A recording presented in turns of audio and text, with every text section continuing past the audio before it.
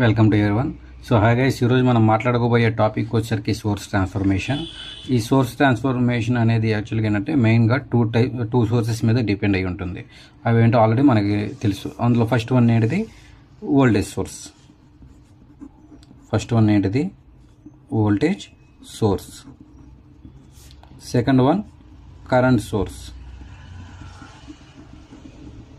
So ఈ both sources అనేవి మనకి సోర్స్ ట్రాన్స్ఫర్మేషన్లో యూజ్ అవుతాయి.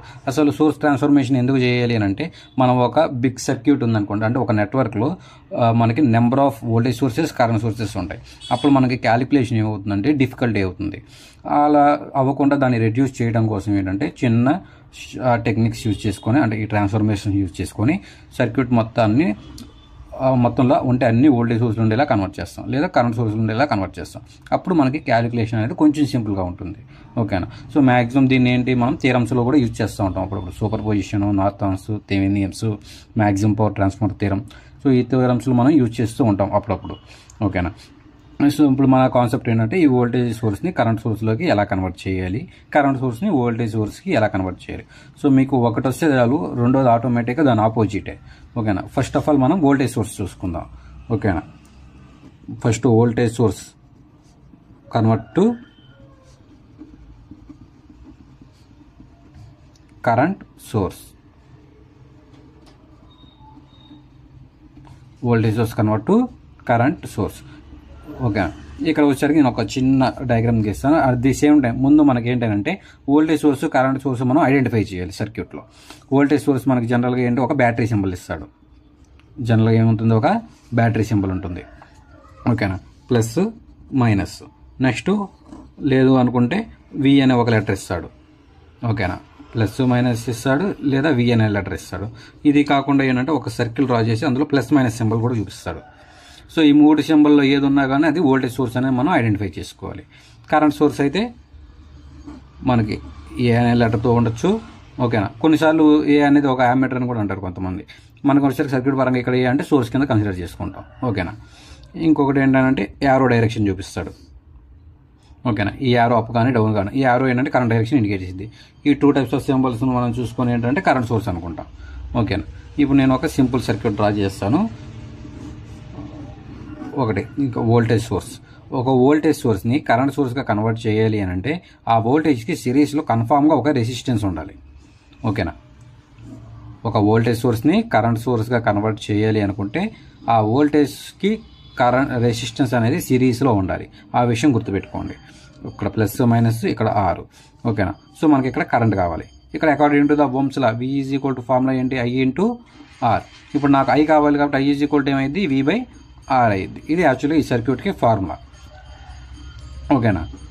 దాన్ని మనం ఒకసారి ఏంటంటే మ్యాథమెటికల్ అనాలిసిస్ ఒక నెంబరింగ్ సిస్టమ్ ఇచ్చి చూద్దాం. ఇప్పుడు నేను సపోజ్ ఏమనుకున్నానంటే వోల్టేజ్ 20 volts ఉందనుకుంటున్నా. ఓకేనా? ఇక్కడ రెసిస్టెన్స్ 2 ohms అనుకుంటున్నా. ఓకేనా? అప్పుడు నాకు V ఈజ్ ఈక్వల్ టు ఎంత, 20 బై 2 ఆర్ అంటే అప్పుడు నాకు 10 amperes. సో నాకు ఈ ఓవరాల్ సర్క్యూట్లో ఎంత కరెంట్ వస్తుంది, 10 amperes వస్తుంది. ఓకేనా? ఇప్పుడు నేనేం చేయాలి అని అంటే ఈ వోల్టేజ్ సోర్స్ సర్క్యూట్ని కరెంట్ సోర్స్తో రీప్లేస్ చేయాలి. వోల్టేజ్ సోర్స్ని ఏం చేయాలి, కరెంట్ సోర్స్తో రీప్లేస్ చేయాలి. అందుకని ఇక్కడ జాగ్రత్తగా చూడండి. మళ్ళీ డయాగ్రామ్కి ఇస్తున్నాను. ఇక్కడ ఒక యారో డైరెక్షన్ ఇస్తున్నాను. ఇప్పుడు నా కరెంట్ ఎంత వచ్చింది, ఇందాక ఇక్కడ 10 amperes. సో 10 amperes ఇక్కడ రాస్తున్నా కరెంటు. ఇప్పుడు రెసిస్టెన్స్ ఏంటంటే ఎప్పుడైతే నేను సోర్స్ ట్రాన్స్ఫర్మేషన్లో వోల్టేజ్ సోర్స్తో సిరీస్ రెసిస్టెన్స్ని క్యాలిక్యులేట్ ఇచ్చానో అది కరెంట్కి వచ్చేసరికి ప్యారలల్ అయిపోతుంది. కరెంట్ సోర్స్లో ఏం చేయాలి, దాన్ని ప్యారలల్గా డ్రా చేసుకోవాలి. అదే 2 ohmని. ఓకేనా? సో ఇప్పుడు మళ్ళీ ఇక్కడ నాకు ఏ పాయింట్ ఉంటుంది, బి పాయింట్ ఉంటుంది. సో ఇక్కడ నాకు ఇప్పుడు వోల్టేజ్ కావాలి అనుకో, వోల్టేజ్ ఫార్ములా ఏంటి, జనరల్గా V is equal to I into R according to the Ohm's law. ఇక్కడ కరెంట్ ఎంత, 10 amperes. 10 ఇంటూ రెసిస్టెన్స్ ఎంత, 20 volts. ఇక్కడ వోల్టేజ్ ఎంత ఉంటుంది, 20 volts. చూడండి ఫస్ట్ దాంట్లో కూడా మనకి ఎంత ఇచ్చామో 20 volts. ఇక్కడ కూడా 20 volts వచ్చింది. సో అర్థమైందా? ఒక వోల్టేజ్ సోర్స్ని కరెంట్ సోర్స్గా కన్వర్ట్ చేసినప్పుడు ఆ రెసిస్టెన్స్ అనేది ప్యారలల్గా అవుతుంది. ఆ విషయం గుర్తుపెట్టుకోవాలి.